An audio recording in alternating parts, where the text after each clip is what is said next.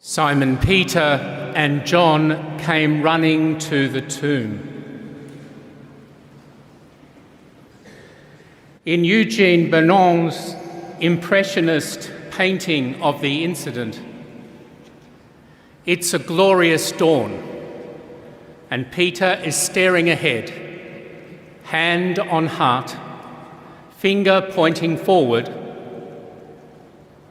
face confused like a rabbit in the headlights.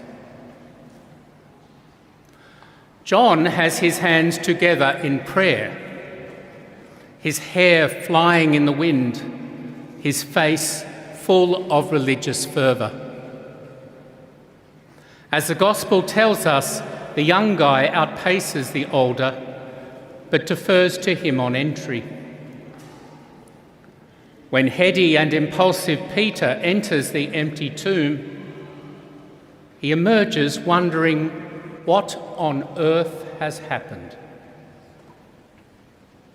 When hearty and idealistic John goes in, he saw and believed, saw the emptiness and believed the resurrection.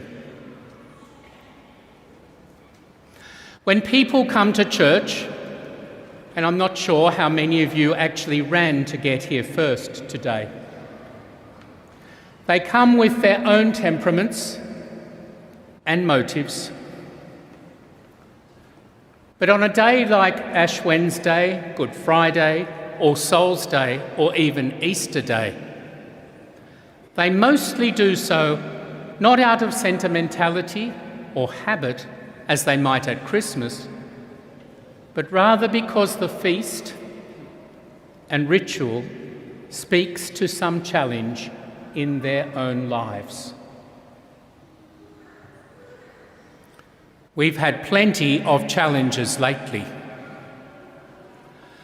and there are striking parallels with the story of Jesus' last days. Rome was an imperial occupying power, occupying the Holy Land at that time, and its officials were willing to use military force and spill innocent blood to attain their objectives. The parallels with the Ukraine at the moment are very clear indeed.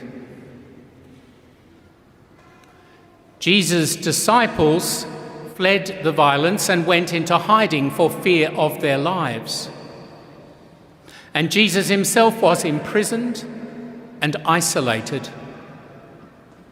And this resonates with the experience of the Ukrainian refugees, of flood evacuees, of those isolated by COVID, or those neglected in aged care facilities.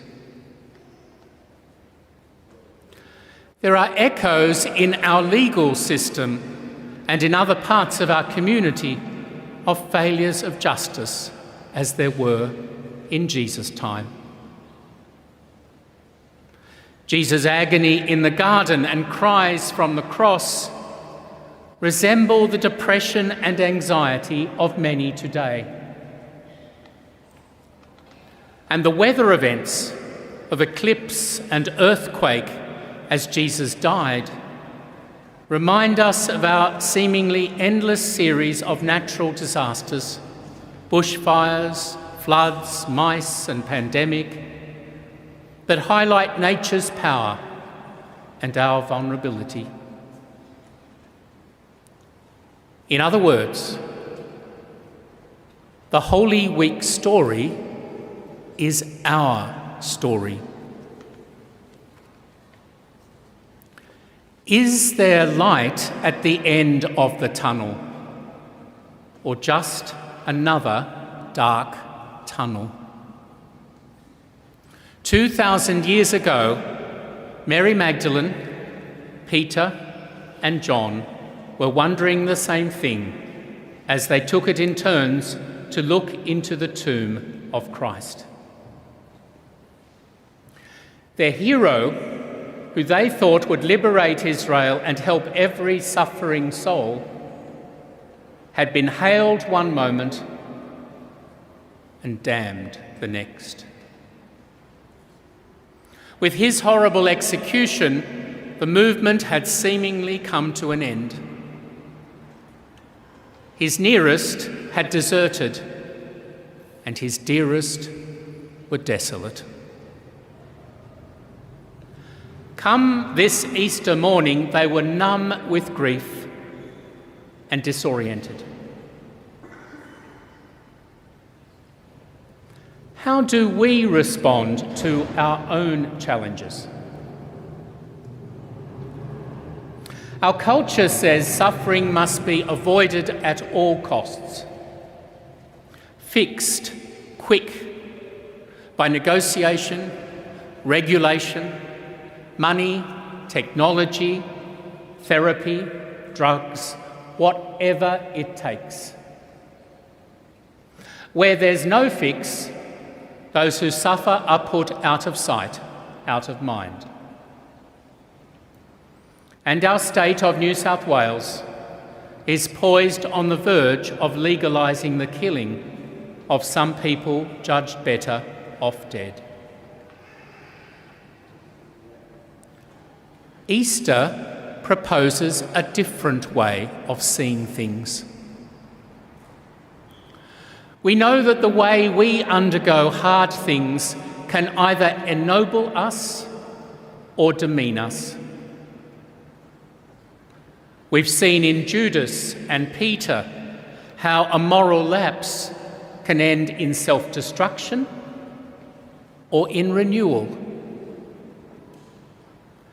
The mettle of all the apostles and holy women was tested, in fact, and they came through by the end of Eastertide on fire with God's Spirit.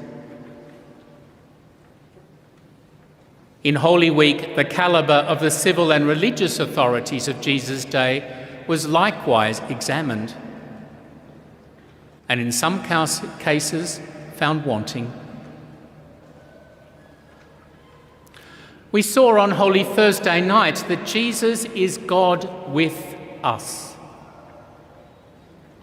how he suffered all we do, not to trivialise suffering, but to accompany us through it, and so made us a church of fellow travellers who care and will administer the medicine of word and sacraments.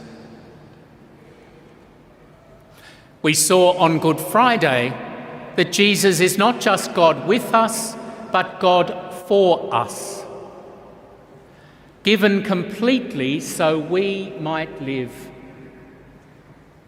He doesn't just sympathise with our fears and sufferings, but redeems them, bringing new possibilities and purpose.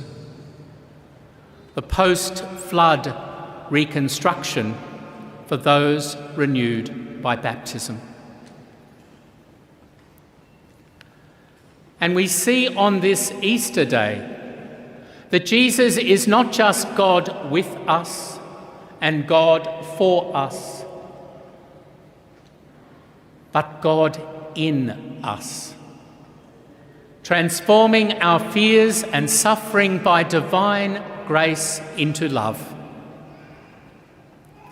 Jesus himself demonstrated that fear and suffering can be transfigured as he was turned to pure light at Easter by the love with which he endured the darkness the day before.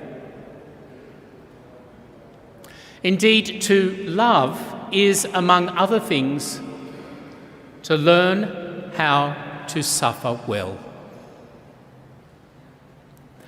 Our word passion, which we use to describe the ardour of love, is the same word we use to describe the suffering of Christ and the martyrs. The passion of loving means learning to be with others, for others, in others, to see the tough times as opportunities to demonstrate faith in sympathetic accompaniment, to offer hope in renewing redemption, and to persevere in a love that transforms and glorifies. If you love until it hurts, Mother Teresa once said, there can be no more hurt, only more love. Or as the apostle of love, John, put it, perfect love casts out fear. Christ loved us when it hurt him very much. He died praying, God, I thirst for them. Father, forgive them. Mother, care for them. Friend, join me in paradise. Into your hands, all of you, I commend my spirit. Easter is God loving us to the end.